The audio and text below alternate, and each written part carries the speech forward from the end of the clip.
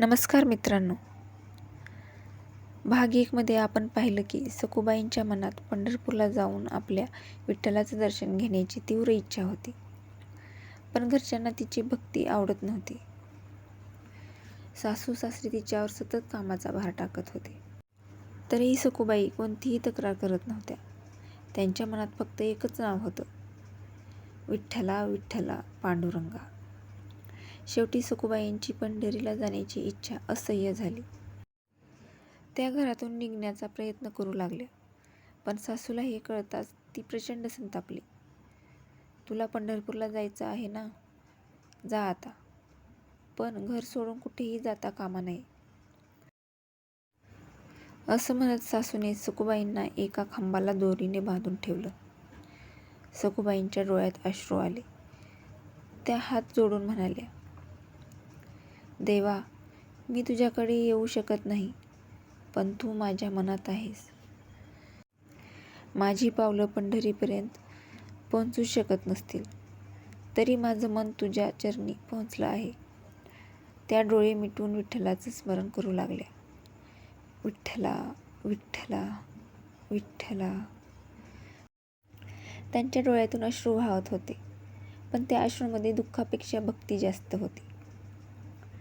पंढरपूरमध्ये विठ्ठल आपल्या भक्तांकडे पाहत उभा होता.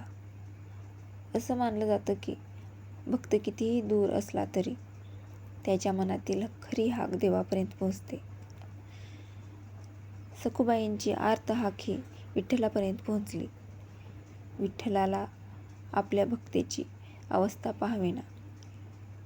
माझी सखूबाई माझ्या दर्शनासाठी तळमळत आहे आणि तिच्या भक्तीला घरातील लोकांनी अडवलं आहे.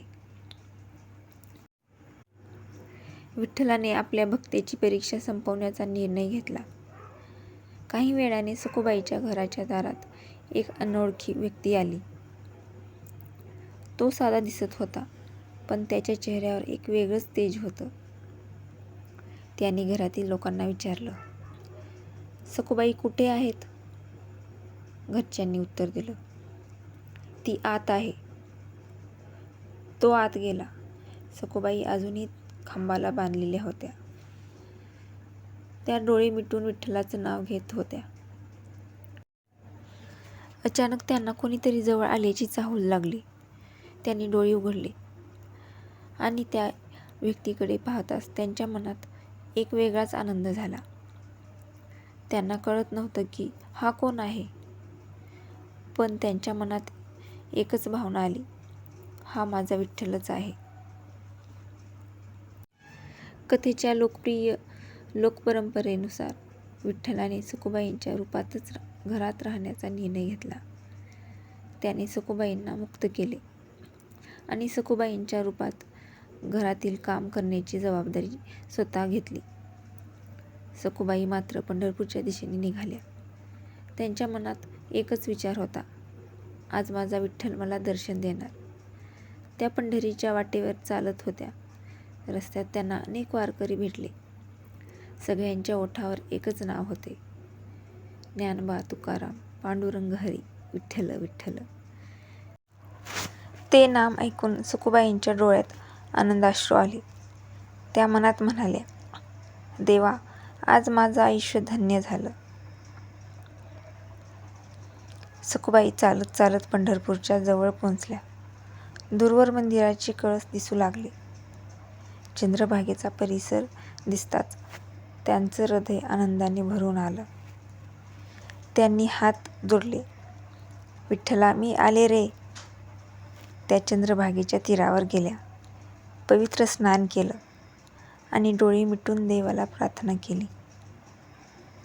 पांडुरंगा, माझ्याकडे सोनं नाही, दागिने नाहीत, मोठमोठ्या वस्तू नाहीत. माझ्याकडे फक्त तुझं नाव आहे. माझी भक्ती स्वीकार. शेवटी तो क्षण आला. सखूबाई मंदिरात पोहोचल्या. समोर विठ्ठलाची मूर्ती होती. कट्ट्यावर हात ठेवून उभा असलेला सावळा विठ्ठल. सखूबाईंनी विठ्ठलाला पाहिलं आणि त्या काही क्षण स्तब्ध झाल्या. त्यांच्या डोळ्यातून अश्रू वाहू लागले. त्या म्हणाल्या, देवा, एवढ्या दिवसांची माझी इच्छा आज पूर्ण झाली. त्या विठ्ठलाच्या चरणी डोकं ठेवून रडू लागल्या. माझ्यावर कितीही संकट आली तरी मी तुझं नाव सोडलं नाही.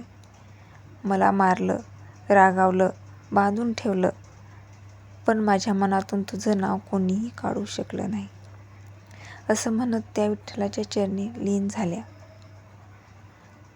आणि तिकडे घरात काय घडलं? तिकडे सखूबाईंच्या घरी मात्र एक वेगळीच गोष्ट घडत होती.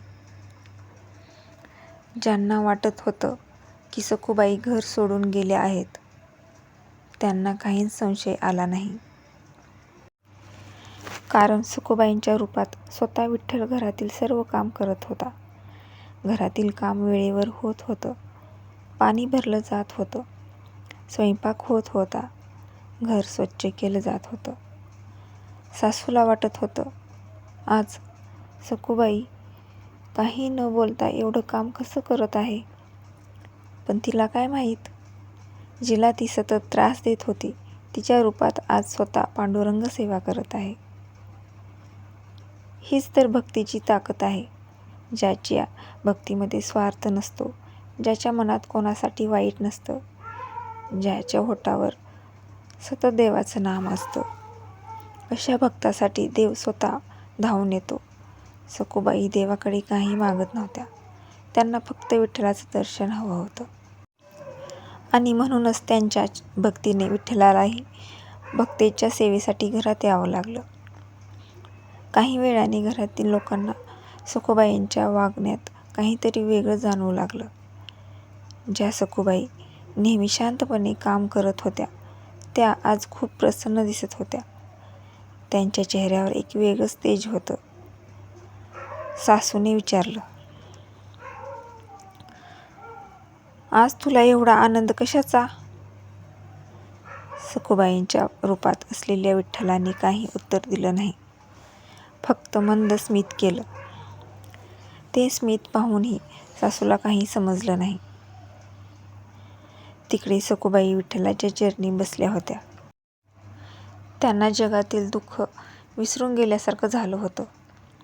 त्यांच्या मनात आता कोणाविषयीही राग नव्हता. सासूने त्रास दिला होता, घरच्यांनी अडवलं होतं, पण सखूबाई म्हणाल्या, विठ्ठला, मला कोणाबद्दलही राग ठेवायचा नाही. माझ्या घरच्यांनाही सुखी ठेव. त्यांना माझी भक्ती समजली नाही तरी त्यांच्यावर तुझी कृपा राहू दे. हीच सखूबाईंची खरी भक्ती होती. सखूबाईंच्या आयुष्यात संकट आली, पण त्यांनी देवाला दोष दिला नाही. त्यांनी परिस्थितीला दोष दिला नाही. त्यांनी फक्त विठ्ठलाचं नाम घेतलं.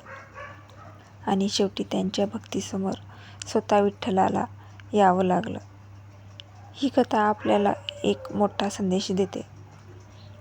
देवाला मोठमोठ्या पूजा नको असतात. देवाला सोनं चांदी नको असतं. देवाला फक्त निर्मळ मन आणि खरी भक्ती हवी असते. पण सखूबाईच्या आयुष्यातील हा चमत्कार इथे संपत नव्हता. सखूबाई पंढरीत होत्या आणि त्यांच्या रूपात विठ्ठल त्यांच्या घरात होता. पण हा भेद किती दिवस लपून राहणार होता? लवकरच घरच्यांना एक मोठं सत्य समजणार होतं. जिला ते सखूबाई समजत होते ती सखूबाई नव्हती. तो तर स्वतःचा भक्त वाचवण्यासाठी आलेला पंढरीचा विठ्ठल होता. आणि जेव्हा हे सत्य उघड झालं, तेव्हा सखूबाईंच्या सासू-सासऱ्यांच्या डोळ्यातही पश्चातापाचे अश्रू आले. पुढे सखूबाईंना विठ्ठलाने कसा आशीर्वाद दिला, सासू-सासऱ्यांना सत्य कसं समजलं आणि सखूबाईंच्या भक्तीचा शेवटचा चमत्कार काय होता, हे आपण पाहूया. सखूबाईंची अद्भुत कथा भाग 3 मध्ये. विठ्ठल भक्त सखूबाईंच्या जीवनातील सर्वात मोठा चमत्कार. तोपर्यंत एकदा मनापासून म्हणा, पांडुरंग हरी, विठ्ठल हरी. सखूबाईंची भक्ती जशी अढळ होती तशीच आपल्या मनातही विठ्ठलाची भक्ती सदैव राहो.